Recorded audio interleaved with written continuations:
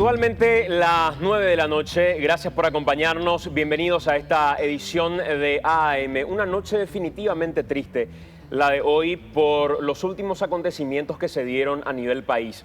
Estamos hablando que una niña de 3 años en este momento se encuentra con muerte cerebral debido a no solamente la inoperancia de los agentes de la SENAT, sino la criminalidad con la que se manejaron durante todos estos años y durante todo este tiempo. Agentes de la SENAT, trabajando bajo un concepto de estado policíaco, han ingresado hasta la propiedad de un hombre en la zona de Nueva Italia. Estaba recorriendo un cañaveral con su familia, le tenía a su esposa a su lado. Su esposa llevaba en brazo a su nieta de 3 años y atrás iba el hijo de unos 30 años de edad. Los agentes de la SENAT ingresaron supuestamente buscando droga en el lugar en 2 camionetas negras polarizadas, sin chapa y sin altear a nadie, sin identificarse con nadie. Ante, obviamente, el temor que tuvo este hombre, aceleró tratando de huir pensando que se trataba de gente que de alguna manera entraba a asaltar el lugar, de desconocidos que entraban a robar en el lugar. Empezó a acelerar el vehículo y ese es el momento en el que aproximadamente 26 disparos terminaron impactando en el vehículo de esta familia. Ya pasado un tiempo, obviamente sin poder avanzar, el hombre paró la marcha del vehículo.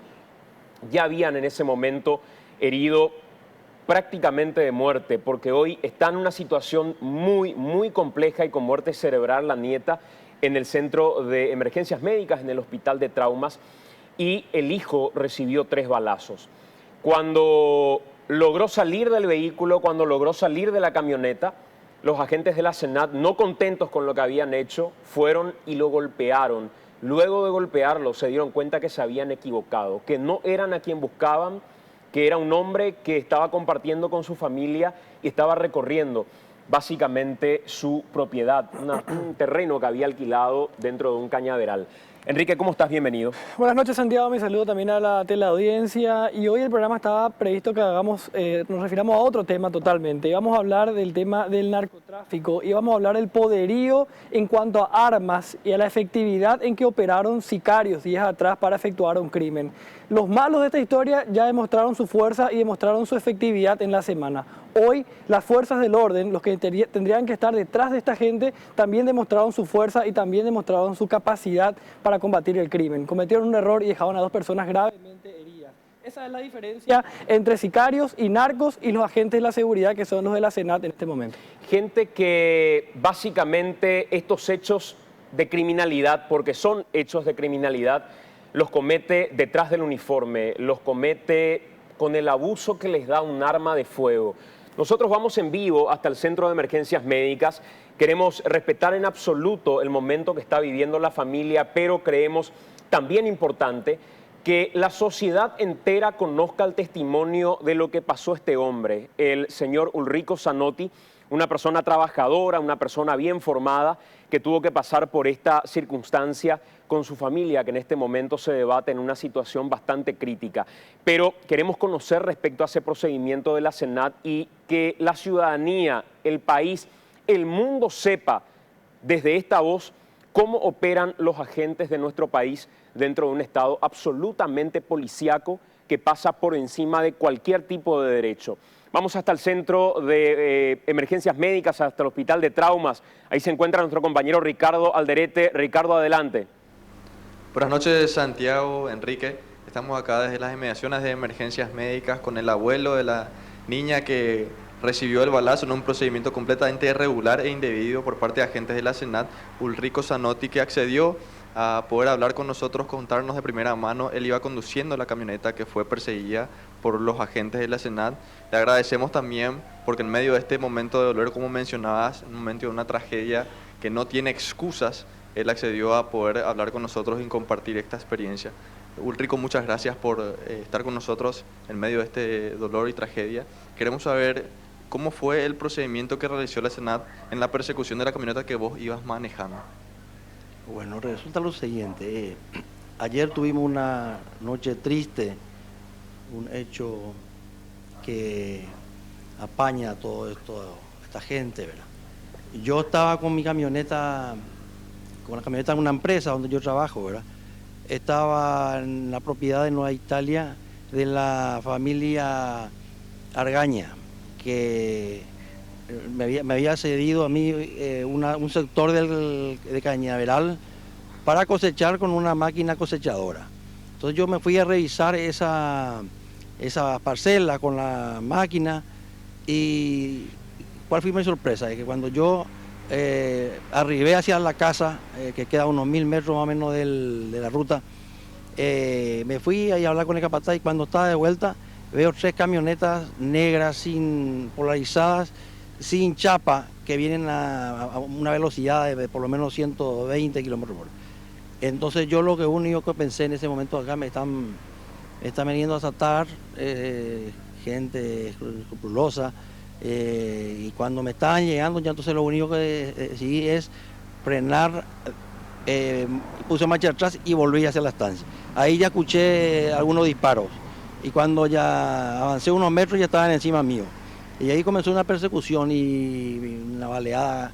En total 19 impactos recibió el vehículo y no sé cuánto afuera, y mediante que yo estuve haciendo algunas maniobras ahí, esquivándome y nos llevó a peor. Lo que sí que era al final el vehículo quedó ya sin marcha, deteriorado por las balas, y ahí paró el vehículo en la marcha. Mi hijo, el mal herido, se tiró a un cañaveral que estaba al lado, desesperado, y mi señora con mi nietita estaban ya heridas atrás. Yo me bajé y ya pensé, lo único que me van a hacer es me van a matar. Y ahí cuando levanté la mano y me llegaron y me empezaron a patear, pegar, me echaron por el suelo, recibí muchas patadas, amenazas. Y parece que en el momento de verle a mi nieta con la madre, empezaron a asustarse ellos. Entonces ahí empezaron a calmarse. Y una vez que se calmaron, me invitaron a que nos vayamos a la casa. ¿Y cuál fue mi sorpresa? Que estaban ahí con la gente de la casa, con el capataz, y estaban encima de ellos ahí prácticamente mano arriba, vamos a decir. Y yo estaba insistiéndole a que le lleven a mi hijo herido. Y no. Entonces al final conseguí con ellos, nos fuimos, empezamos a hablar, a gritar, hasta que apareció mi hijo herido de 3 balazos. Ahí le llevamos ellos me ayudaron, agarramos su camioneta, nos fuimos hasta Guarambaré, de ahí una ambulancia hasta que llegaron a una emergencia médica. La nena con mi nieta, con mi señora, le habían llevado en otro vehículo, que fueron a otro lado, a Ñemby, creo que después volvieron a una emergencia médica. Hoy en día mi nieta tiene muerte cerebral, prácticamente poco tiempo de vida, y mi hijo lucha por su vida. Se operó, está probablemente más o menos bien, pero ya dejó sus secuelas. Y esto es para que no vuelva a pasar. Yo le relato la realidad de lo que pasó y preguntándole a esta gente, ellos reconocieron que habían fallado. Ahora, me causaron que yo corrí, pero como uno no va a correr si le vienen 2 vehículos de frente y desconocidos, sin chapa y a una velocidad, a una gran velocidad. Lo único que uno tiene ya es a refugiarse hacia la casa. Yo pienso que el procedimiento fue malo y no sé, ¿quién me va a dar la vida de mi nieta? Ni toda la plata del mundo no me va a recuperar eso. En el momento que usted baja la camioneta, ¿qué le dijeron los agentes de la SENAR? ¿Hablaron o directamente empezaron a propinar golpes? No me dieron tiempo, porque cuando a ella me pegaron, me echaron, me pateaban, y cuando yo quería hablar ya me pegué. Y eso en un lapso de unos segundos, ¿verdad? Hasta que cuando me empezaron a dejar y yo empecé a gritar, a hablar, yo soy tal, ahí parece que se apaciguaron. Pero fue un lapso de minutos. ¿En qué momento ellos reconocieron que actuaron indebidamente, que fue un procedimiento fallido? Ellos no reconocieron, directamente me dijeron de que ¿por qué usted hizo eso? ¿Por qué se escapó? Que nosotros actuamos de esta forma, que no te falló, me dijeron ellos, ¿verdad? Y la parte de reconocimiento, no sé si salió en los periódicos, eso ya, yo no sé. Ellos dijeron que venían a hacer una búsqueda de una droga que estaba ahí supuestamente en la estancia. Ahora, yo no sé cómo pueden ellos venir a atropellar una estancia, por más orden judicial que tengan. La camioneta que usted manejaba tenía una descripción de la empresa en la que trabajaba, me dijo. Y la camioneta de ellos no tenía ningún símbolo, ninguna descripción. Sí, la empresa tenía un logotipo de la azucarera La Felsina, bien visible y no era polarizada, o sea que prácticamente se veía a los pasajeros. Y la camioneta en la que ellos venían no tenía ni chapa ni ninguna descripción. No tenían chapa, eran polarizadas, no se veían nada y los tiros de ahí nomás con armas de grande calibre. Santiago, Enrique, estas son las declaraciones del abuelo.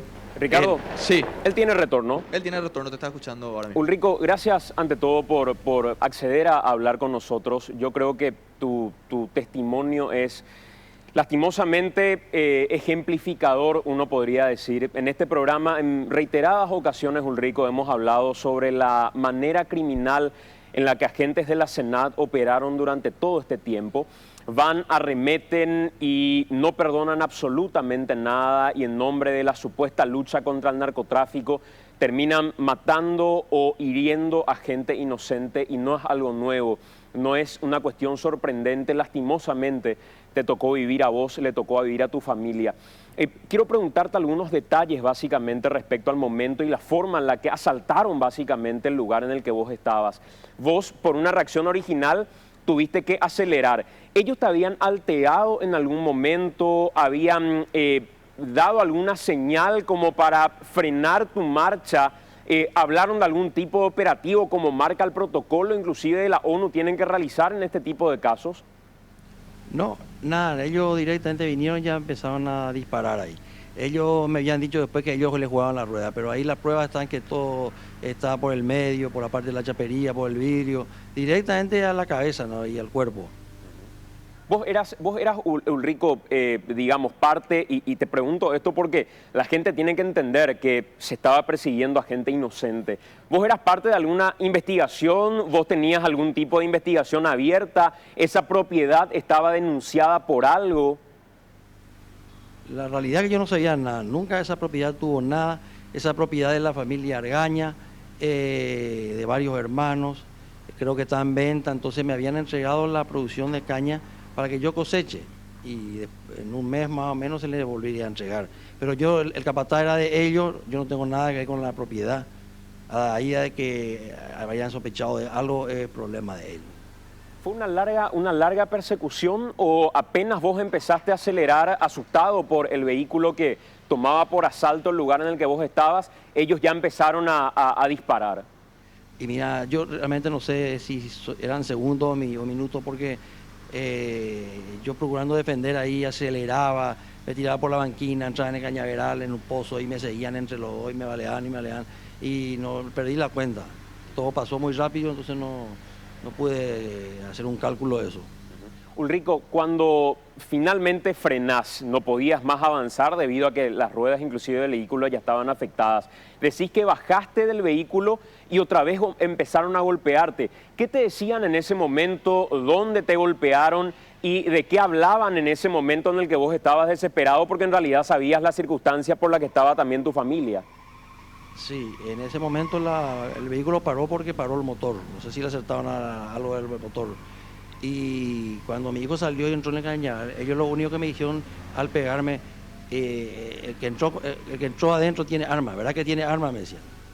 Y y ya me empezaron a pegar, y no tuve tiempo de responder. Hasta que al último se tranquilizaron y ahí empezamos a aclarar la cosa. ¿Había algún fiscal que acompañaba al operativo? ¿Había alguna orden que ellos exhibieron respecto a este operativo o no, Ulrico? Yo no sé, pero creo que había una orden y había un fiscal. Creo que. Ahora yo no hablé con ellos, lo único que hice ya después llevarla a mi hijo, salimos rápido. Y yo creo que esto tendría que ser para mejorar el sistema de que esta gente trabaje mejor. Con lo que pasó, tiene que ser un ejemplo para que la DINAC trabaje y vea otro mecanismo. Porque así como a mí me pasó ahora, le puede pasar a cualquiera. Y yo realmente no tengo nada contra nadie. Lo único que quiero es que sea justicia. Ulrico, en algún momento los agentes durante la persecución te gritaron algo a través de algún altavoz, dijeron algo o directamente era una persecución y disparos sin que haya palabras de por medio? Era una persecución y disparo, nada de por medio. Yo no tuve tiempo de mirarle porque yo lo que procuraba era correr lo más rápido posible, ¿verdad? Y sentía las balas que traspasaban el vehículo, ¿verdad? Y no, yo lo único que me da cuenta, no me están acertando y después ya le vi a mi hijo herido y a mi nieta, pues yo seguía acelerando hasta que no, quedó el vehículo y paró. ¿Qué pasó cuando, una vez que ya se dieron cuenta del error, ellos reconocieron el error, trataron, digamos, de socorrer a las personas que quedaron heridas, de reparar el daño de alguna manera? Automáticamente, ¿cuál fue su reacción una vez que detectaron el error? No, una vez que detectaron el error, sí, ellos se portaron bien. Agarraron enseguida, ya llevaron a mi señora con mi nieta en un vehículo. A mí con mi hijo nos llevaron a una alta velocidad hasta el primer centro de salud. En ese sentido no hay ningún problema. ¿Cuántos agentes eran aproximadamente, Ulrico? Y no conté bien, pero estarían entre los 9 a 12 más o menos. Ulrico, cuando se da este procedimiento o después de todo lo que ocurrió en realidad, ¿vos recibiste el llamado de alguien? ¿Alguien se comunicó con vos, con los abogados, con la familia en general? Y no, porque yo estaba solamente pensando en la vida de mis familiares. Y avisé a gente de la empresa donde yo trabajo a ver qué podían hacer. No sé si ellos se comunicaron o no, pero yo estuve trabajando por la salud de ellos. Tampoco se acercó ninguna autoridad, digo, hasta el Centro de Emergencias Médicas. No, ni una autoridad. Ustedes son ustedes quienes asumen los costos de todo lo que están básicamente solventando en ese lugar, ¿o no hay ningún gasto en el que se haya incurrido hasta ahora, Ulrico? No hay mucho gasto acá. Lo que estamos gastando nosotros. Ahora nadie de la Senat nunca nos apoyó. No hubo ningún tipo de acercamiento por parte de la Senat siquiera. No, Ulrico, cuando se da esto, lo primero que uno piensa es, ¿ustedes estaban armados? ¿De alguna manera reaccionaron a las balas? ¿Tratando de repeler a la gente que iba? ¿Hicieron algún disparo intimidatorio o ni siquiera estaban armados ustedes? No, nosotros no teníamos nada. Yo generalmente no uso armas y estaba con criatura y mi señora y mi hijo, no estábamos armados. Era prácticamente un paseo que hicimos hacia la estancia. Claro, vos contabas y escuchaba esto también cuando mencionabas tu testimonio, que ibas a ir vos solo en realidad hasta la estancia y después ellos quisieron pasearse con vos y finalmente te acompañaron. Es por eso que estabas con ellos, ¿no? Claro, primero mi hijo el mayor, me voy contigo, papá, se subió. Y a unas cuantas cuadras le encontramos a mi señora con mi nieta, estaba en la casa de la mamá y al pasar se subieron también. Y al irnos allá a la estancia, y resulta ser que la máquina que estaba cortando estaba en la primera parcela, cerca de la ruta. Si yo me quedaba por ahí, tal vez no hubiese hecho problema. Mi falla fue irme hasta la casa patronal, vamos a ir a hablar con el capataz, porque la mina estaba en la casa.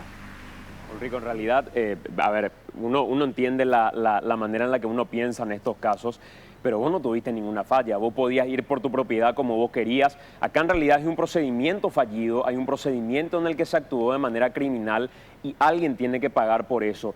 ¿Te llegaste a enterar, llegaste a recibir el comunicado que lanzó el presidente de la República respecto al caso de tu nieta, Ulrico? Sí, me acabo de enterar del comunicado que lanzó. ¿Qué opinión te merece? Y ya es hora que se haga justicia. Cuando hablas, Ulrico, de justicia, desde tu interior, desde el interior de un abuelo, de un padre de familia, en un día como este, nada más y nada menos, ¿qué sería justo para vos? Cuando vos hablas de justicia, ¿qué te imaginás en términos de justicia? Como bien decías, nadie te va a devolver la integridad de tu nieta tal cual habían ido hasta ese lugar, pero ¿qué sería justo para vos en medio de todo esto que te tocó pasar? Y justo para mí es que los procesos se hagan con seguridad, en buena forma, y no así en forma atropellada. Tendría que haber alguna forma de ver de que no se apeligra a gente inocente. Bueno, Ulrico, para terminar y por último agradeciéndote nuevamente por el tiempo, el último reporte que tienen respecto a tu nieta, ¿cuál es? ¿Cómo se encuentra tu hijo en este momento? ¿Qué saben respecto a su caso de salud? Realmente mi nieta está con una muerte cerebral, ya prácticamente no están por dar ya prácticamente, y mi hijo está recuperando aparentemente, ya hay buena esperanza. ¿El hijo era el papá de tu nieta o no? No, él era el tío. El tío. ¿Y el papá estaba en otro lugar en ese momento? El papá se encontraba en Itacurubí, la cordillera, no sé, lejos. Él ya obviamente se enteró y está con ustedes en ese lugar, Ulrico. Sí, de ayer ya vino, está con nosotros. Correcto. Ulrico, mucha fuerza. Gracias por compartir tu testimonio con nosotros. Muchas gracias a vos.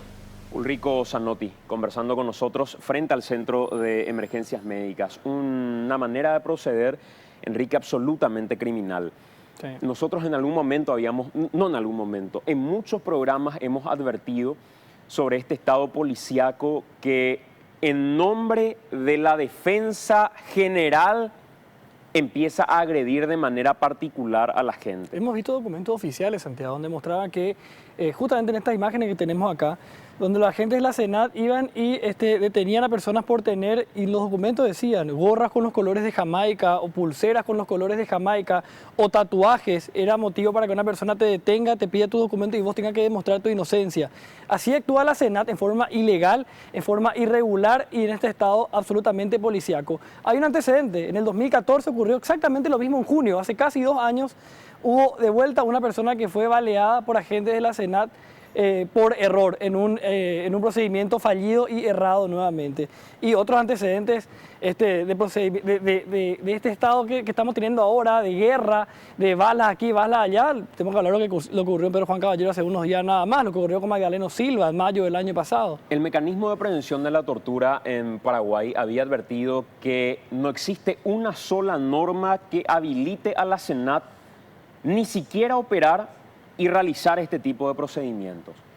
Operan al margen de la ley, violan todo tipo de norma fundamental y de procedimiento a la hora de entrar en un operativo. Los operativos, los procedimientos están finamente marcados cuándo se puede emplear la fuerza, cuándo se puede utilizar un arma de fuego, y absolutamente todo eso le importa nada a los agentes de la SENAT. Se creen los superpoderosos y así entran a matar.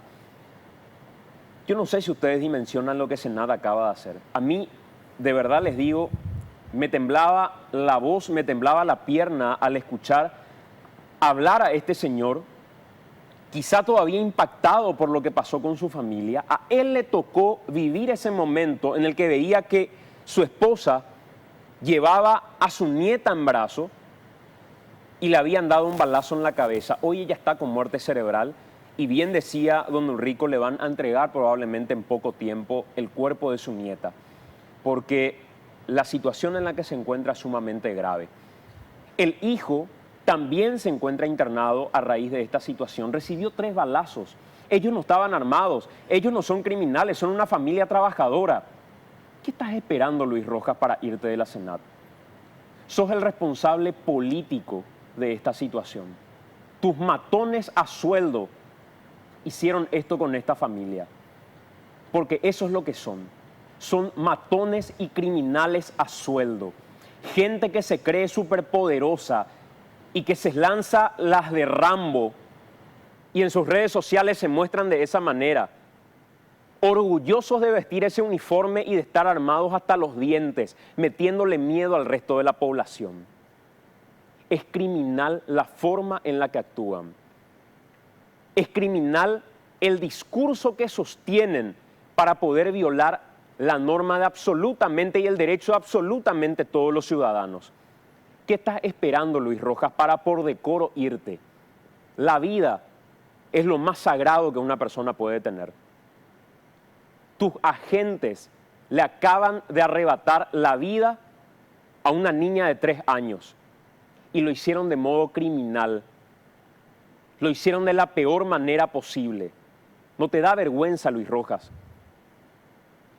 Los responsables penales de esta situación son tus agentes. Ellos son los responsables, pero vos sos el responsable político. ¿Sabes por qué sos el responsable político? Porque sos quien marca la agenda de lo que hay que hacer. Porque sos quien dice cómo hay que operar y orgulloso en este tipo de procedimientos. No es la primera vez que pasa. ¿O acaso vamos a olvidar lo que pasó en Cuero Fresco? ¿Acaso vamos a olvidar lo que pasó en este caso que mencionaba Enrique en el 2014, cuando un joven que iba manejando su camioneta también le salieron al paso tus matones de la SENAT? Y obviamente, asustado él, trató de esquivar, trató de correr con la camioneta y empezaron a meterle bala. No es la primera vez que cometen errores de este tipo. ¿Quién les autoriza a ustedes para empezar a disparar cuando a cualquier ciudadano común, inclusive dentro del criterio de correr su vida a peligro y en defensa propia, se le habla de una cuestión de paridad a la hora de responder? A cualquier ciudadano al que entran a su casa a robarle, se le dice cuándo puede usar un arma para defenderse y en qué casos puede usar un arma para defenderse. ¿Qué se creen ustedes para entrar a meterle bala a una familia? ¿Qué se creen ustedes para dejarle a este señor sin la posibilidad de disfrutar su día con su familia? Tenés que hacerte responsable, Luis Rojas. Podrás tener todas las condecoraciones, todo el reconocimiento como un superagente de la SENAT. No está en discusión ese tema en este momento. Acá lo que se discute es tu responsabilidad política en la forma criminal en la que no operó ahora tu equipo de la SENAT. Vienen operando hace rato de esta manera. ¿Y qué me van a decir? Me van a decir lo que dijo en algún momento el senador Eduardo Peta San Martín, cuando en este programa criticamos los abusos que cometen las fuerzas policiales a la hora de hacer sus barreras, de buscar alcoholizados, de hacer procedimientos buscando droga. ¿Se acuerdan ustedes cuando el senador Peta dijo respecto a los integrantes de este programa, respecto a nosotros, al doctor Vasconcelos, que éramos defensores de la muerte? Porque ellos hacían para cuidarnos a todos nosotros este tipo de procedimientos. ¿Dónde están los defensores de la muerte? ¿Dónde están los que defienden a estos matones que entran de manera criminal buscando supuestamente droga, sin tener la mínima noción de quién es el que va en el vehículo que están baleando? Es criminal lo que hicieron. Se están escondiendo. Se están escondiendo y no dan la cara. Y no es que no dan la cara con nosotros nomás porque no vinieron hoy acá. Hoy estaba invitado ya hace una semana para hablar del caso Rafat. Estaba invitado Luis Rojas. Le bloqueó a nuestra productora ante la insistencia para que venga. Se comprometió en algún momento a venir, pero obviamente después de que pasó esto se escondió. Pero el problema no es que nos den la cara con nosotros los medios de prensa y a través de nosotros para con la ciudadanía. El problema es que no hayan dado la cara con esta familia. Ni siquiera se fueron a responsabilizarse de lo que pasó. Como titular de la SENAT, Luis Rojas, ni siquiera dejaste tu despacho o tu casa para ir a hablar con este pobre hombre al que le balearon a su hija, a su nieta y al que balearon a su hijo. Ni siquiera eso fuiste capaz de hacer. Ni siquiera fuiste capaz de levantar el teléfono y hablar con él ante la situación que se generó. Eso es grave.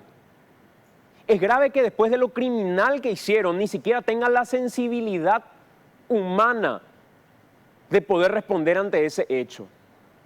¿Qué está esperando Luis Rojas para irse? ¿Qué está esperando Horacio Cartes para más allá de un comunicado que obviamente no llega en absoluto a la familia ni a nadie?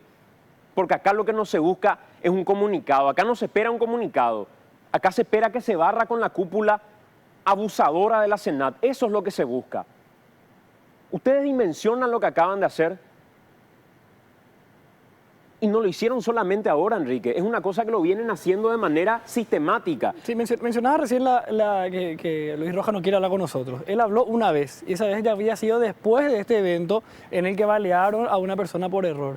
Y en aquella oportunidad él dijo, él mismo reconocía que el 70% de sus agentes están vinculados al narcotráfico. Sí. Hoy este hombre Ulrico contaba que 20 personas aproximadamente. Podemos decir que de esos 20 que atacaron a su familia, solamente 6 no tienen ningún vínculo con el narcotráfico, en palabras del propio director de la Senat. Es verdad. Y él siguió operando de esa misma manera. Él está armando a gente que él sabe tiene vínculos con el narcotráfico. Totalmente de acuerdo, totalmente de acuerdo. En Pedro Juan Caballero, zona liberada. El otro día decía en conferencia de prensa el titular de la Senat, esto es algo común, esto pasa nomás luego. Zona liberadas, Pedro Juan Caballero, pero ahí no van a meterse con los narcotraficantes. Acá hacen este tipo de procedimientos y se van y matan a familias inocentes. Ahí sí son bastante robustos como para empezar a hacer eso. Es criminal lo que hicieron. Es criminal desde todo punto de vista. Quiero compartir con ustedes este procedimiento que en algún momento nosotros también hicimos con el equipo de la Senat. Empezaron a operar en patrullas urbanas. Sí, con mucho orgullo lo contaban. Lo contaban con mucho orgullo. Sí. Hemos ido con ellos a ese procedimiento y lo que no sabían era que lo que nosotros nos íbamos a registrar era la manera sistemática en la que violaban normas fundamentales a la hora de realizar este tipo de procedimientos. Y después se enojaron con nosotros. Sí, ellos creyeron que nosotros íbamos a decir, miren qué bien trabajan los de la Senat, que agarran gente inocente, les revisan sus vehículos, su propiedad privada, chequean, piden documentos, esta persona tiene que demostrar su inocencia violando un principio constitucional. Así ellos nos abrieron las puertas, permitieron las cámaras, nos avisaron los horarios del procedimiento y nosotros pudimos dejar constancia de lo mal que actúa la Senat, violando la Constitución, violando la ley, violando el Código Procesal Penal, estando armados ellos sin tener el derecho de estar armados. Totalmente. Y documentando que estaban revisando a personas por tener tatuajes o tener pulseras con los colores de la bandera de Jamaica, por ejemplo. Así actúa la Senat. Y ese mismo día el director dice, sí, el 70% de los nuestros luego están vinculados al narcotráfico. Y él le sigue dando armas a esa gente. Sin embargo, en Pedro Juan Caballero, una zona donde hubo una guerra, 100 contra 100 que se balearon, falleció una sola persona, por cierto, ninguna persona que no formaba parte del objetivo falleció en ese ataque de los narcos.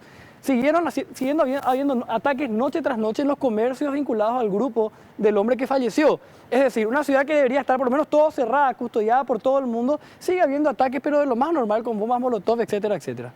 Este es el material al que estamos haciendo referencia, un procedimiento que grabó el equipo de AAM y demuestra, solamente vale mirar este material y darse cuenta cómo opera la Senat, orgullosa de la forma en la que viola todo tipo de norma fundamental. Vean este informe.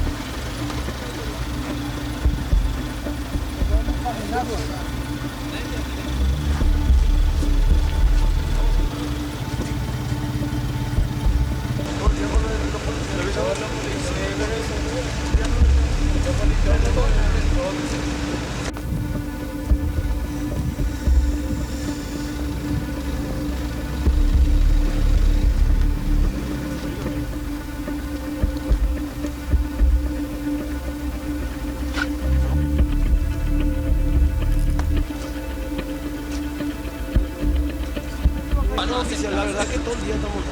Siempre escuchan que nunca encontraron nada por nosotros.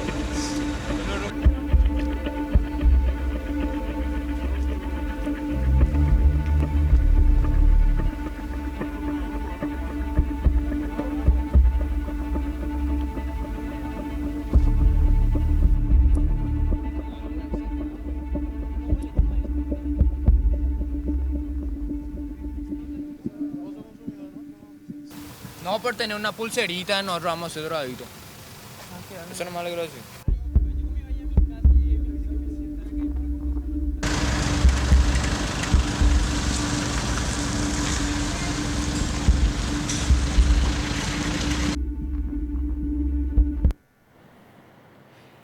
El procedimiento arrojó como resultado la incautación de pulseritas de Jamaica y la incautación de 30 gramos de marihuana. Ese fue el resultado de toda esta situación que nosotros les presentábamos. Esa era una evidencia. Esa era una evidencia. Que rompieron del brazo de la persona que tenía, ¿verdad? Claro, porque eso ya mostraba porque era un criminal. Sí.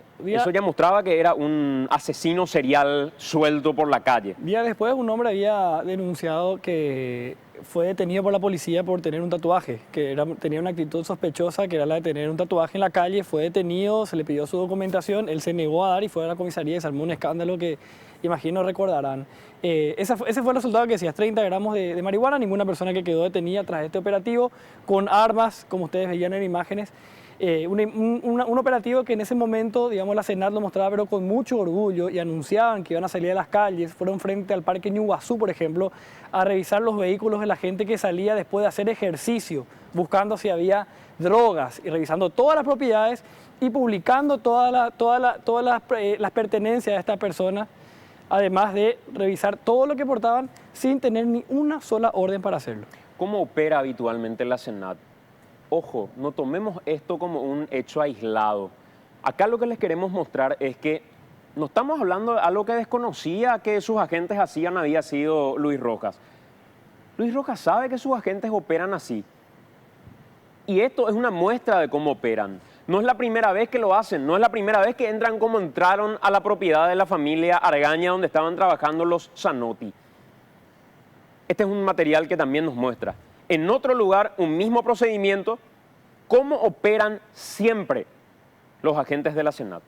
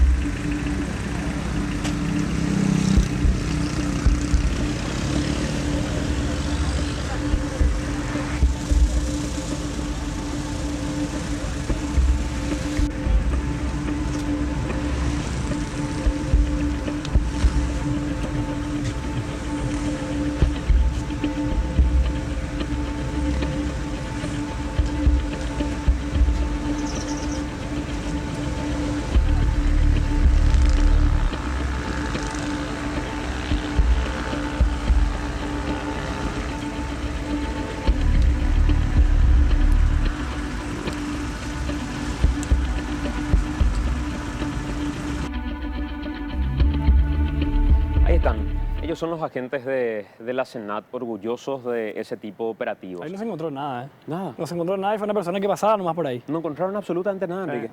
No había nada.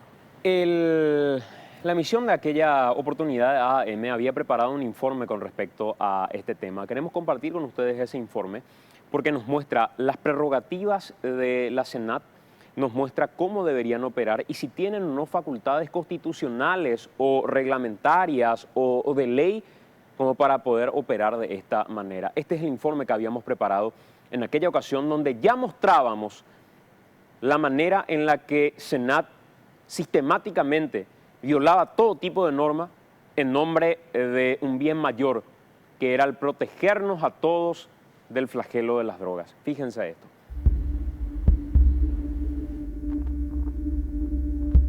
En el programa anterior de AAM, acompañamos un procedimiento de la Secretaría Nacional Antidrogas, en el que se patentó la manera en la que efectivos de esta institución realizaban controles aleatorios en sitios determinados por criterio simplemente del azar, en donde detenían e inspeccionaban a las personas que se encontraban en las calles. Todo este accionar avivó una vez más la discusión acerca del respeto de los derechos individuales y la validez de la tarea de un organismo como la Senat, que no tiene las atribuciones legales para hacerlo. Si bien existe un imperativo constitucional que obliga a reprimir la producción, el tráfico y el consumo de sustancias estupefacientes y drogas peligrosas, también queda claro que la Senat no posee atribuciones legales para realizar este tipo de procedimientos. La norma es clara cuando señala en el artículo 172 de la Constitución Nacional que las fuerzas públicas están integradas en forma exclusiva por las fuerzas militares y policiales. Al no tener el carácter de fuerza pública, la Senat no está autorizada a emprender este tipo de tareas. En el artículo 175 del apartado de fuerzas públicas señala lo siguiente: la Policía Nacional es una institución profesional, no deliberante, obediente, organizada con carácter permanente y en dependencia jerárquica del órgano del Poder Ejecutivo encargado de la seguridad interna de la nación. Dentro del marco de esta Constitución y de las leyes, tiene la misión de preservar el orden público legalmente establecido, así como los derechos y la seguridad de las personas y entidades y de sus bienes, ocuparse de la prevención de los delitos, ejecutar mandatos de la autoridad competente y, bajo dirección judicial, investigar los delitos.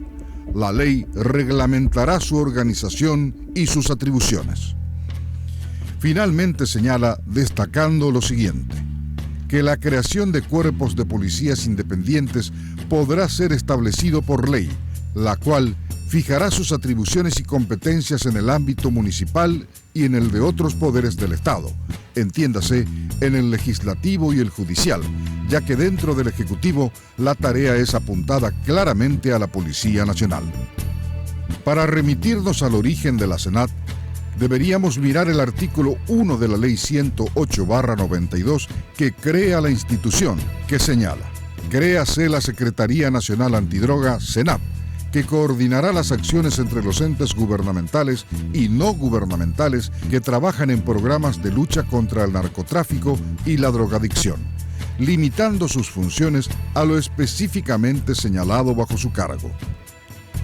Mirando el procedimiento llevado a cabo por la Senat y detallando los puntos que se observaron, podemos remitirnos a la Carta Magna para ver que en el artículo 17 de los derechos procesales se dice: en el proceso penal o en cualquier otro del cual pudiera derivarse pena o sanción, toda persona tiene derecho a 1. Que sea presumida su inocencia.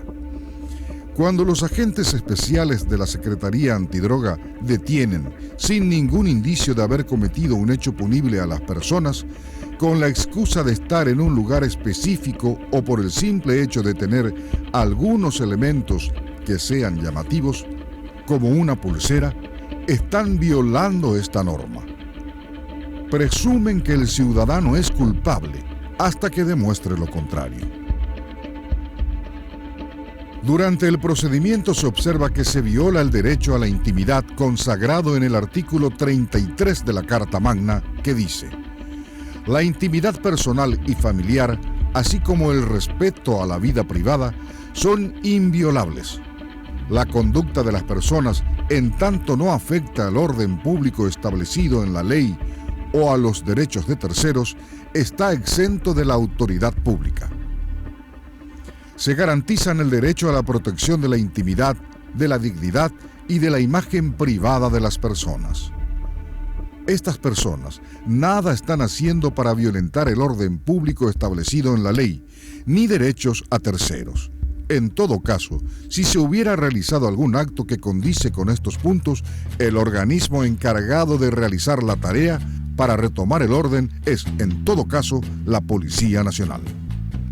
Se observa que ante un hecho que llama la atención de los agentes especiales de la SENAT, se detiene al ciudadano, se lo interroga e incluso verifican su vehículo.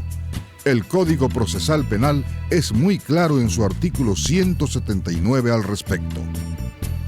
Artículo 179. Inspección de personas.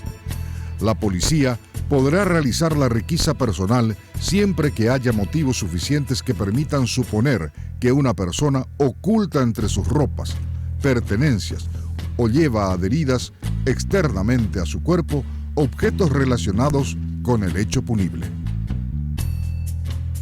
Antes de proceder a la requisa, deberá advertir a la persona acerca de la sospecha y del objeto buscado, invitándole a exhibir el objeto.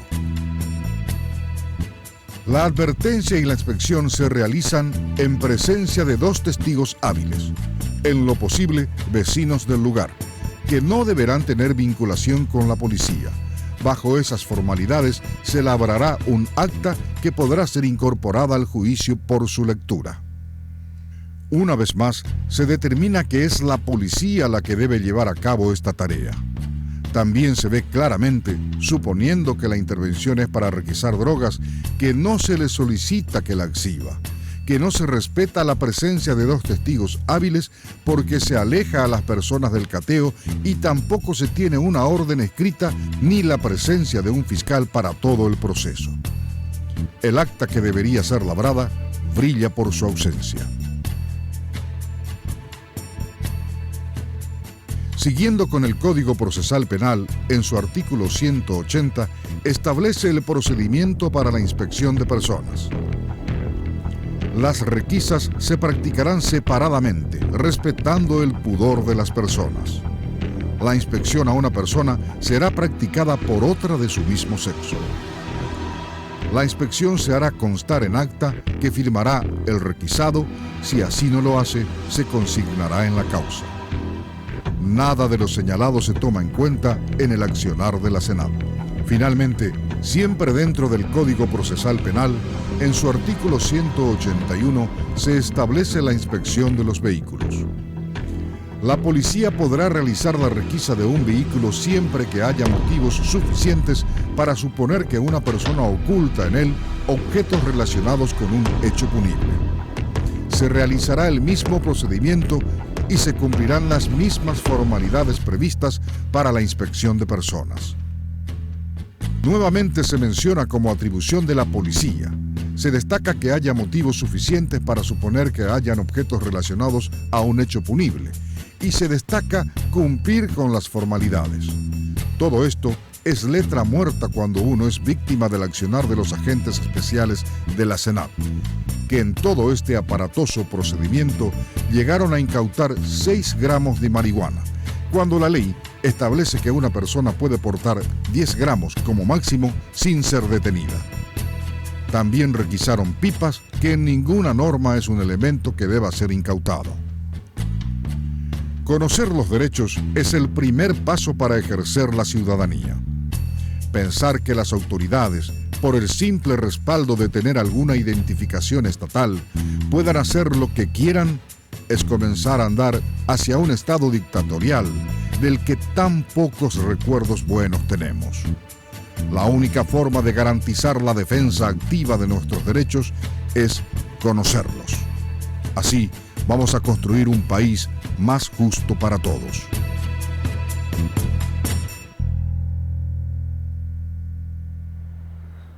Quienes defienden este tipo de procedimientos, y lo voy a decir con nombre y apellido, las barreras, las barreras que de alguna manera te piden documentos, se meten a tu vehículo, te hacen prueba de alcotest, barreras que se meten a los micros, redadas que se hacen quienes defienden ese tipo de procedimiento. Nos dijeron una y otra vez, y yo no los olvido, no los vamos a olvidar en este programa, tienen nombre y apellido. Uno de ellos es Eduardo Peta San Martín. Lo único que falta es que ahora venga Eduardo Peta a dar cátedra de cómo se tienen que hacer los procedimientos. Si él es uno de los que viola la norma, si él es uno de los que nos hace a todos culpables para que demostremos que somos inocentes a través de las pruebas a las que nos quiere someter. Un poco de memoria nomás tenemos que tener, señores. Que ahora Eduardo Peta va a ser el hombre que va a dar cátedra de cómo proceder, el que trató a este equipo periodístico de defensores de la muerte por decirle en este programa a la ciudadanía, no se dejen amedrentar y pisotear. Si no los están siguiendo por un caso en particular, no tienen por qué parar. Si no los están... ¿Y saben qué nos dijeron en aquel entonces? Entonces háganse ustedes responsables si disparamos. ¿Ustedes se dan cuenta de lo que estamos hablando? Quiero aportar un dato nada más. Acabo de ver una publicación de Clary Arias en Twitter que hace referencia a esta publicación del 24 de diciembre del 2014 del diario de ese color. Luis Ángel Servián Rotela, agente especial de la SENAT destituido en septiembre del 2007, luego de ser detenido junto con otros 3 antidrogas por golpear y secuestrar a un joven con fines de robo, fue reincorporado a la institución y nombrado director de operaciones. Este señor, repito, Luis Ángel Servián Rotela, fue el que encabezó el procedimiento en el que balearon a esta niña de 3 años. Mira vos. Lo habían separado de la SENAT en el 2007 por haber golpeado y secuestrado a un joven. Y Rojas le metió otra vez. Rojas le volvió a llevar Para que haga lo mismo. como su mano derecha y ahora tenemos este desenlace. Le metió Una niña... para que haga lo mismo, para que siga haciendo exactamente lo mismo. de la misma manera. Claro, pues hay que tener pues, gente que abusen del poder. Es uno de los 9 que está imputado en este momento. Es uno de los que está imputado. Específicamente es jefe de la unidad de reducción del microtráfico. Sí, señor. O sea, no es que fue a un cargo importantísimo para hacer exactamente lo mismo por lo cual lo habían sacado y procesado en el 2007. Lo rascaron en el 2007 Increíble, por eso. increíble. Y Rojas dijo, quiero que venga a trabajar conmigo. Reúne las condiciones. Ahí está. Decime, Rojas, si no sos responsable de lo que pasó. Decime si tu decisión de hacerle creer a esta gente que es súper poderosa y que pueden salir a hacer lo que quieran, no es el resultado que ustedes buscaban. No es este desenlace a lo que viene por añadidura por el tipo de cosas que venían haciendo. Claro que son responsables. Claro que tienen que irse, que tienen que renunciar después de esto. Es más, no debería esperar el presidente que renuncie, los debería rajar a todos. Pero hace rato, parece que están responsables y Cártel no hace absolutamente nada. Claro. Hizo un comunicado que le llegó por la prensa al abuelo que está en el hospital de trauma. Imagínate. Además, hay que aportar algunos datos respecto a los antecedentes que ya mencionabas. Cuando nosotros hicimos este material que ven ustedes en pantalla recién, esto es un material que nosotros ya habíamos pasado anteriormente en otro caso. No nos imaginábamos que la situación iba a estar así como está hoy. La normativa se violó, como ustedes pudieron ver, pero de pie a cabeza. Desde el inicio, desde que la gente de la SENAT, un agente de la SENAT no tiene ningún derecho a portar armas ni a actuar como policía. Lo que nosotros pasábamos recién eran normativas para el actuar de la policía. Y aún así se violaron todos los procedimientos. Asumiendo que los de la SENAT se atribuyen poder de policía, de igual manera violaron toda la normativa posible, todo el Código Procesal Penal, toda la Constitución Nacional. Le dijimos a Rojas o a sus agentes cuando estuvieron acá que ellos son una secretaría. No tendrían por qué estar uniformados haciendo este tipo de procedimientos. Y nos respondió que incluso la Secretaría de Estado de Tributación podría salir con sus policías de la Secretaría de Estado de Tributación, Imagínate, para buscar evasores de impuestos. O sea, imagínate el tipo de criterio que tiene esta gente que a la hora de abusar del poder están dispuestos a agarrar cualquier parte de la norma para hacer lo que se les antoja. Y una sola cosa quiero decir antes de hacer la pausa y meternos en nuestro segundo tema de la noche. Vamos a hablar del asesinato del empresario para el sector paraguayo, del narcotraficante para el sector brasileño, Jorge Rafat. Nos acompaña también la abogada de Paván, va a estar con nosotros hablando en la emisión de hoy de AM y vamos a estar hablando respecto a la ruta del narcotráfico en el Mercosur, Narcosur, una investigación que ya habían hecho también en Brasil medios como Globo. Una cuestión que me queda como un sinsabor de todo esto, Enrique. Yo te aseguro que en cualquier país que se precie de ser solidario y de indignarse por este tipo de cosas, muchos ciudadanos estarían ya en la calle, solidarizándose con esta familia, pidiendo la renuncia a las autoridades y pidiéndole a la justicia que sea implacable. Lastimosamente, no sé si es el fin de semana, si es el Día del Padre, por dónde pasa, o porque ya estamos tremendamente anestesiados como sociedad, que este tipo de cosas no nos indigna. Yo lamento la manera pasiva en la que como ciudadanía estamos reaccionando ante esto. Lamento que vos mamá, vos papá, hermano, hermana, tío, tía, no dimensiones lo que le acaban de hacer a una familia que podía haber sido cualquiera de las nuestras. Y que de manera pasiva estemos reaccionando ante este tipo de cosas. Envidio a las sociedades que son capaces de solidarizarse y de movilizarse en razón a la solidaridad cuando se ataca un elemento común, la familia. Lamento muchísimo que nos distanciemos de causas como estas y nos estemos todos juntos, movilizándonos a través de todos los medios, en la calle si fuera necesario, para pedirle a estos criminales que se hagan responsables y pedirle a la justicia que se haga cargo de estos criminales. Eso me queda como un sinsabor en medio de todo esto. Hay que decir que para mañana a las 18 hay una convocatoria frente a la iglesia de Guarambaré. Los vecinos, Por lo menos lo que nos de la anunciaron familia. ahora. Así es. Vecinos de la frente a familia. la iglesia de Guarambaré, mañana a las 18 una manifestación, ¿verdad? Cartes escribió un comunicado. Cartes hizo un comunicado en el que, además de anunciar que va a buscar todos los mecanismos para esclarecer el hecho, también de alguna manera él considera un hecho criminal lo ocurrido, ¿verdad? Este fue el comunicado que llegó a través de la Presidencia de la República y a través de la prensa se enteraron los familiares de las personas que están heridas en el hospital de traumas. Es un dolor muy grande el padecimiento de una niña, la circunstancia de injusticia le suma indignación al dolor. Mi corazón se extiende a la familia Zanotti Cavazoni, no podemos reparar el daño ni aliviar el dolor, solo puedo asegurarles que estamos extremando esfuerzos para esclarecer los hechos y facilitar los procesos para encontrar a los responsables de este crimen. Asumo este compromiso con un sentimiento de profunda pena que me embarga el alma, particularmente en el Día del Padre. El presidente Horacio Cartes. La camioneta recibió 18 impactos de bala según 19 dijo el papá, 19 según el abuelo. 18 según las primeras pericias, 19 según el testimonio, 2 personas que resultaron heridas, una niña de 3 años que tiene muerte cerebral, un hombre de 30 años que está con 3 heridas de bala. Hay 9 agentes de la SENAT que están imputados, entre ellos el jefe de la unidad de reducción del microtráfico, que es este hombre que mencionabas recién. Sí, ya tiene señor. un antecedente terrible del 2007. Así es. Vamos a hacer la pausa. A la vuelta de la pausa hablamos de Narcosur, la ruta del narcotráfico que tiene el departamento de Amambay como uno de los departamentos que está en el foco de la atención. Una investigación que había realizado hace unos meses el diario Extra, o mejor dicho, la unidad Extra de Globo, donde le ponían nombre y apellido el periodista Guilherme Amado de este medio, importante medio de Brasil, a la ruta del narcotráfico en América. Vamos a hablar de este tema, los nombres paraguayos, cuánto dinero se mueve al año en el marco de todo esto. A la vuelta, todos los detalles en esta edición de AM.